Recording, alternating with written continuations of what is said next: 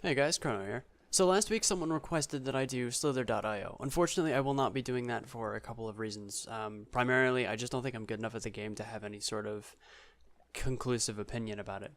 However, from what I have played, I can conclude that I enjoy Slither.io a great deal more than Agaro.io. Still not enough to play it with any sort of frequency, but I think it's a better game all around. I like primarily that it takes significantly more skill. Well, I take that back. I like that it takes significantly less skill in order to be competent with it because it means that your opponents can be just as good as you are. It keeps that very simple mechanic. It keeps the competitiveness of online multiplayer, but it puts it in a more polished package. It refines on the idea that Agario had, and it just performs it better. So that's my thoughts on that. This week, I said it was going to be either Titanfall 2 or Star Ocean 3. That was before I found this game. This game is called Raft. It's a free game on itch.io, but you can donate to the developers if you want them to continue this project. I actually will be donating to them because I think this is a brilliant prototype, but I'll get into that in a second. Raft is a game where you play as a survivor of a shipwreck, I assume. You have to gather the supplies from that shipwreck, and you have to use it to construct your raft to defend it against sharks and to keep yourself fed and to get yourself water. You know, all the normal survival stuff. I don't play a lot of survival games because they always feel the same to me.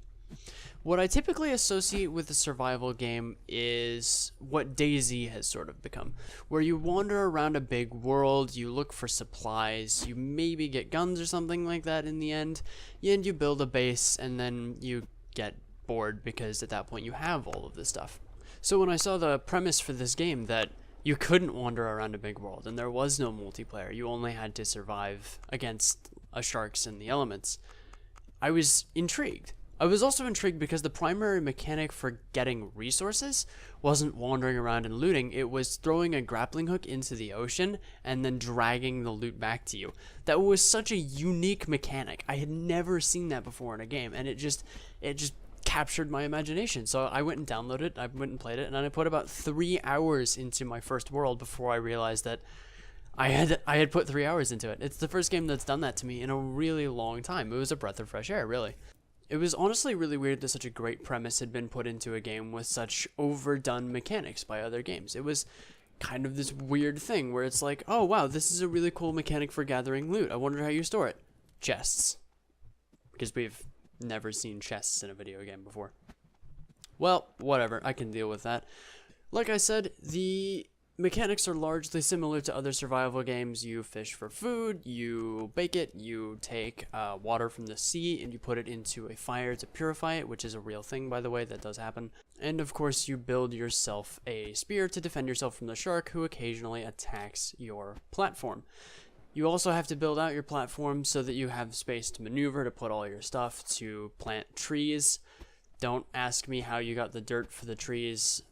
I have no idea. It's the weirdest thing about this game is that you can just conjure up dirt out of nothing. The building system is really, really intuitive, which is awesome considering that's more than half of the available gameplay. Honestly, everything just goes exactly where you want it to go. It snaps where it should, it doesn't snap where it shouldn't.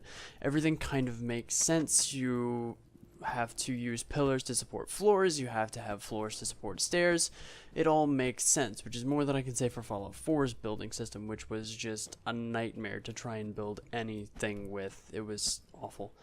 Anyway, the other core mechanic of throwing your hook to grab a loot in the sea works really well. It's very satisfying to do. It doesn't make a lot of sense that even if a hook just kind of like touches a piece of debris that flows into it, then it'll attach to the hook. That doesn't make any sense at all, but it's far better to be fun than it is to be realistic. So I guess you can cut out some slack on those grounds. I have two main gripes about this game. The first one is the amount of progression that exists. For a game to last longer than an hour or two, you have to be able to do things in the game. There always has to be something above where you currently are, something for you to aim for, another mission, another achievement, another rank above your own, something. A lot of games do it differently, but it's in every single game. This game has a startlingly low amount of progression. Basically, you get your food sorted, you get your water sorted, you get your junk auto collection system going, and then you build some trees and you build a farm, and that's it. You've successfully built all but one of the items in the game. The only remaining item is a chest for when you have to store all of your stuff.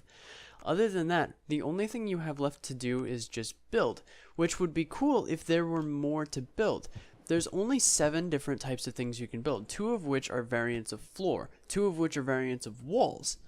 The others are pillars, which you need to support floors, and staircases, which you need to get up to a higher floor.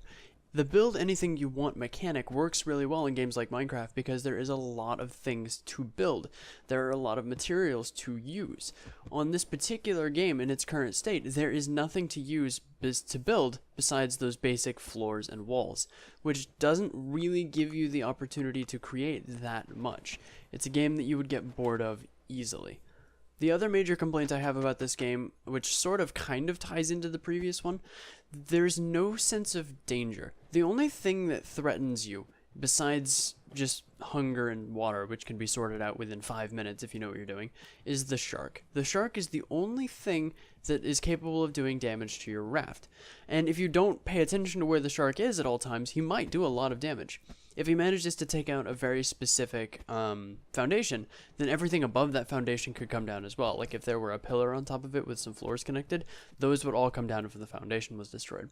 However, you can very easily circumvent this by just adding more foundations around the outside of your raft, so that you have twice as many foundations for the shark to go through in order for him to take out anything vital. The shark is not all that dangerous, which makes me kind of wonder what I'm supposed to be afraid of, what I'm supposed to be defending myself against when I'm building my raft.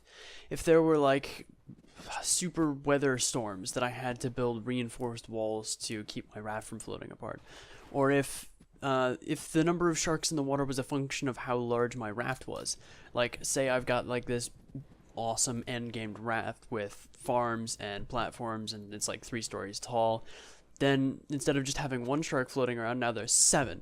That would be an interesting difficulty curve. The game doesn't get any more difficult as it progresses, it only gets easier, which kind of frustrates me because it means that there's no challenge to the end game. There is nothing that keeps me wanting to improve my base. I'm improving for the sake of improving, which isn't a great gameplay driver. There's no motivator, there's no reason to do what I'm doing.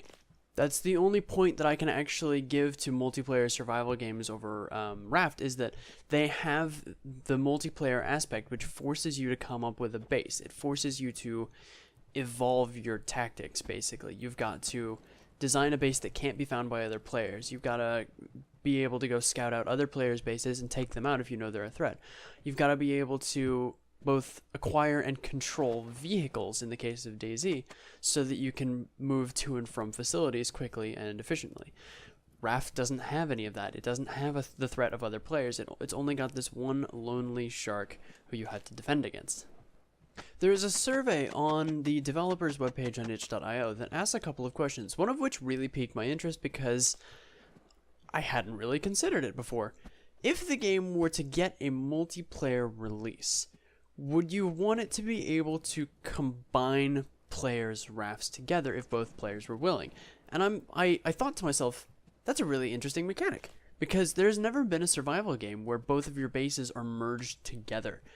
And while I initially thought that was a very cool idea, being able to design your base on your own and then merge with your friend and then sort of have to figure out who's going to do what after that, I then got to thinking, if a raft can have every available resource produce itself within an hour of gameplay, not even that much, probably like 10 minutes, what's the point of combining rafts? Why would you even do that? Because you already have all the resources you'd need. Combining rafts offers no additional benefit right now. If there were a multiplayer version with hostile players, then it might, but in its current state, there's no way to actually do damage to other players besides getting onto their raft and stabbing them with a spear. They have not said specifically if they are going to implement any sort of multiplayer. That's up in the air. But if they do, then there needs to be some reason to fear other players. If you can just run away from them at the same speed that they do, because you're both on a raft, then there's no reason to fear other players. If there were a mechanic that required more players, like, I don't know, loading a cannon or something like that, then that would be a really good thing to have multiple players on a raft. But as it currently stands, there's no reason to. What you would do is you would make the raft that you can make within 30 minutes or so, which has all the resources you need to survive, and then you would just hide, I guess. There's no reason to explore, there's no reason to fight, there's no reason to do anything else besides getting those farms set up and being good to go. So if there's a multiplayer feature, it just needs to be balanced around that. That's all I'm saying. And it could work. It could very well work. I think a multiplayer version of this game would be quite fun. There's no other survival game out there right now with this premise. One of the other things that was suggested in the forum was the ability to go out and explore islands. I don't like that idea. I think it would kind of ruin the theme of being alone on your ship. If you could just hop out, explore an island, maybe find treasure or something, I don't know. But it would sort of ruin the whole theme of the game if you were able to explore an island. I think it should be the player and their struggle to survive against the elements with nothing between them and certain death but a piece of wood. I like that idea. I think that's awesome. If you add in islands, especially if you can build on those islands, then it becomes just another survival game that happens to have boats in it. And I don't want that. I think that's really boring. I would love to see the developers stick to the theme that they have and improve upon it instead of making it more like other games. Like I say a lot, I like games. I would love to see more interesting games out there. I want to play fun games. This is a fun game. It's not a complete one by any means, but it's a fun game. It's an excellent premise. It's a wonderful prototype, and I'm looking forward to see it develop in the future. Thank you all very much for watching. I greatly, greatly appreciate it. Next week will be Star Ocean 3 because I'm no good at Titanfall, apparently. That was a surprise to me. So yeah, next week will be Star Ocean 3. Unless someone else says they want to see something else, please let me know in the comments and I will try my best to do it. Even if I can't, I might just throw something in the beginning like I did this week and we'll see how it goes. So yeah, thank you guys very much for watching and I will see you guys next week.